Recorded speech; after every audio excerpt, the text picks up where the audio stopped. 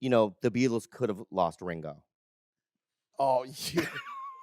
Oh, man. Shout out to the Myman team, by the way. Just doing this for a couple weeks so then I could leave and clickbait that why I left Impaulsive. That's good. It's a good strategy. That'll crush. It's been done. It's been done many times, and it works. I am on Impaulsive. Well, I was. Logan fired me. So George Janko is now officially the third Impaulsive co-host to leave the show, to leave the podcast, with his face and name being removed from all social media accounts and the main YouTube channel. And funny enough, the banner picture was replaced with Mike essentially posing as if he was putting out a fire where George's picture used to be. So now the question is, what happened? Was it Logan Paul's fault, and are they trying to silence him, or was it his poor podcast performances, like the time that he walked out on Bobby Lee, and his many disagreements regarding how important he was, or he thought he was, to the podcast? Well, Logan Paul and people from his camp have actually came out and talked about this, so let's get started. Jeff Wittek. Jeff Wittek from the Jeff FM. Jeff. It's tough to say. Yeah, he got a show. He has a show. And I'm just doing this for a couple weeks so then I could leave and clickbait that why I left Impaulsive. That's good. It's a good strategy. That'll crush. It's been done. It's been done many times, and it works. By who? Oh, well, you can make a real living for yourself. We've seen the model. We've seen the model work. You do something. You stick with it. You leave. Make it a thumbnail. It's a crazy game. It's a crazy game.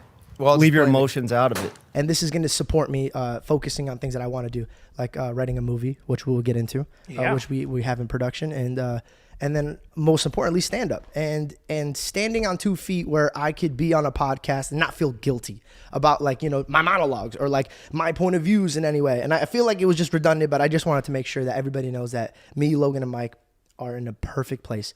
Now, what's interesting here is that George Janko made his first appearance on the Tekashi 69 podcast, which is now their second most viewed episode ever. So huge exposure there. After that, he became a regular on the show and at some point even got equity in the podcast. Now the show has over 4 million subscribers and does an average of 11 million monthly views, which is pretty impressive. I'm sure that because of that, he felt he had more leverage and confidence and started to demand more respect for the role that he played in the podcast. And to be fair to George, he was getting traction and working closely with massively successful comics like Joe Coy, who he was opening for.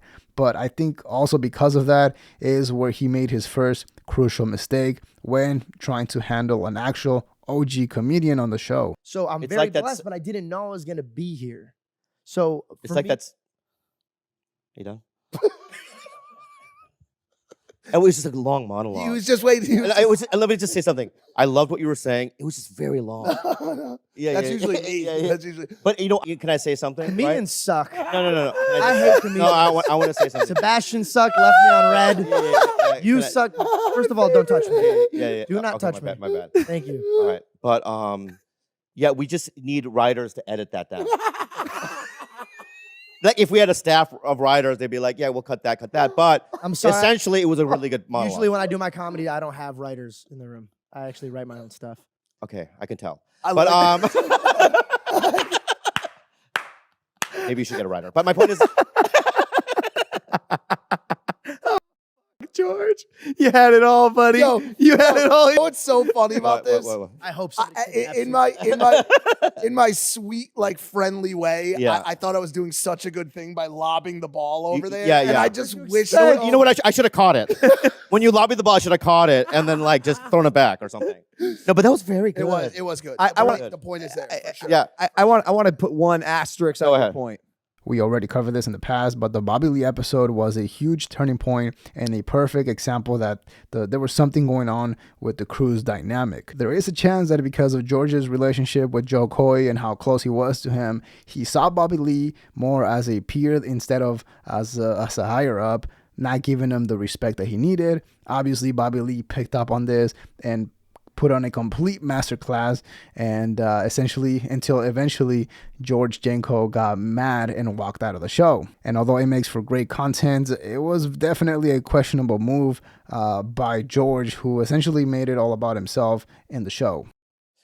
Yeah, I mean, the relationship, let's go back a reel. Now we're doing real. Yes. Let's go back to the real, okay?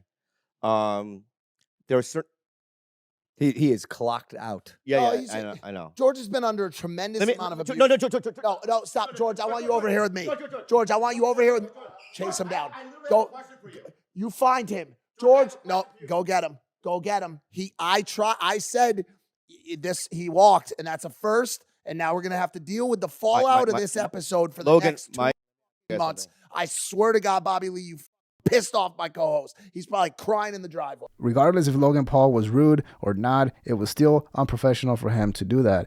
And George Janko hasn't talked about it yet, but there is a narrative going around that he has been trying to share what happened, but that he is being silenced either by Logan Paul deleting comments and stuff like that.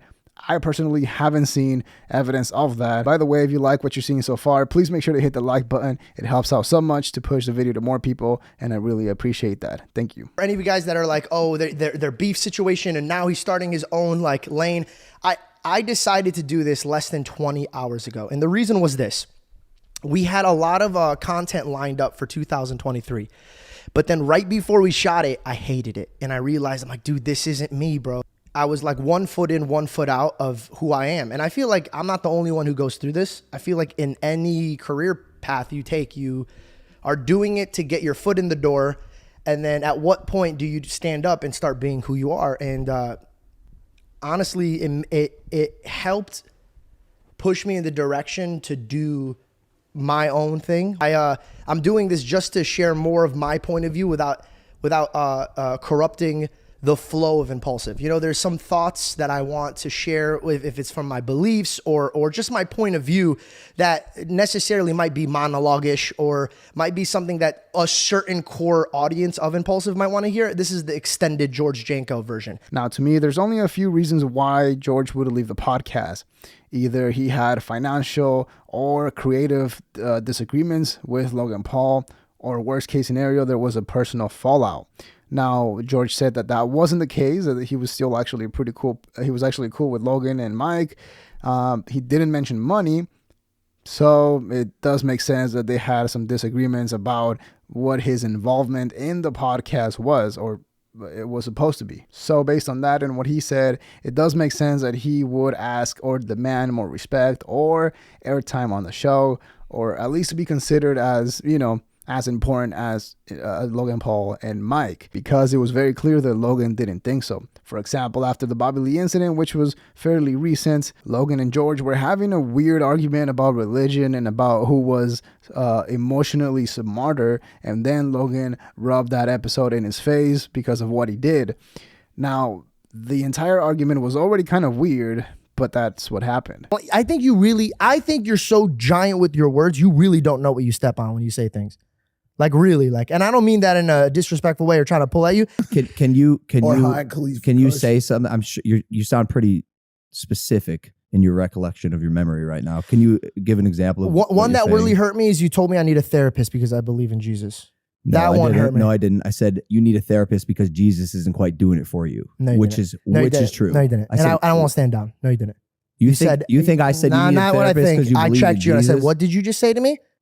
I'm not emotionally intelligent. Could you pick a time and frame any day of our life? Here's one. 3 weeks ago when you were sitting in that chair, you stormed off this exact podcast because you're upset about something a comedian said. No, I was upset that I finally discussed. Listen, I just answered your question. I'm not looking for rationalization about the thing. I just answered your question. Also, so you said in the past that you like it when people storm off. So I asked you, if I get upset and I want to storm off, is it cool? And you said, absolutely. Georgie, you left, bro. I'm going to jump in on that one. I'm not sure that that's representative of emotional intelligence. Those two incidents alone were a huge deal, because once you get to the point where you're debating with your friend about something that he believes on air, it's just not a good look, because obviously we all know that he's not going to change George's mind about his beliefs on the spot. So it was mainly just an excuse to throw it in his face and basically say that he wasn't all there emotionally, and that his religion wasn't working for him, which is a pretty low blow. However, George has claimed that he is a comedian and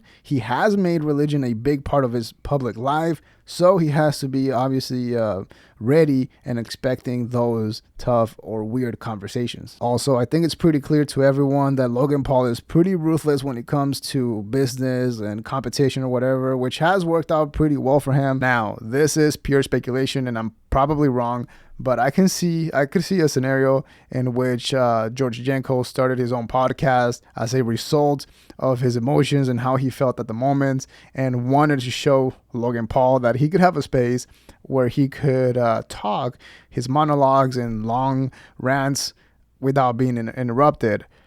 Obviously, Logan Paul saw the podcast, the format, how everything essentially is the same as the Impaulsive podcast, and saw it as a direct competition. So he severed ties with George Janko, causing it to blow up in his face and backfire. Again, I have no proof of that, but it just seems very weird that if they parted ways in a friendly way, why did it just happen out of nowhere, and why wasn't it announced beforehand, like how everybody does it? It's just weird, but let me know what you think in the comments below. Leave a like, subscribe to support the channel. Dislike if you didn't like the video, but have a good weekend. That's all we have for today. See ya.